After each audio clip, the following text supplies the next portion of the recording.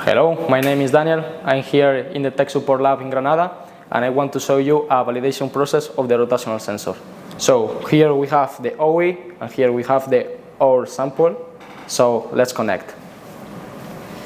Here we have the connector of the rotational test machine. We need to put it. Usually we use the red cable to the positive, the black one to the negative, and the green to the signal. So we connect here because this will simulate the crankshaft and camshaft in the engine. We put in the right the OE, in the left the OR sample, and then U-speed.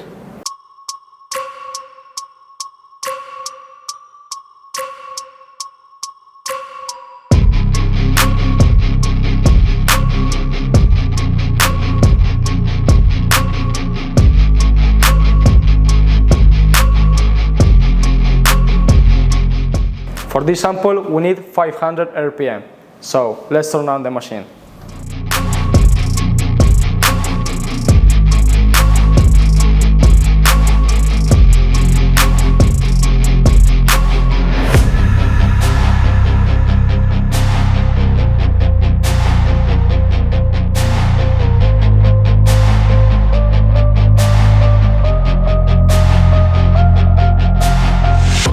To obtain all these results, we need an oscilloscope, this tool of here, to see the signal shape.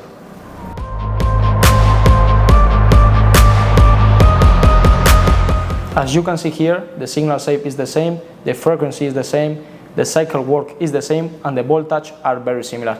That means that our NRF sensor is the same like the OE. Thank you for watching and subscribe.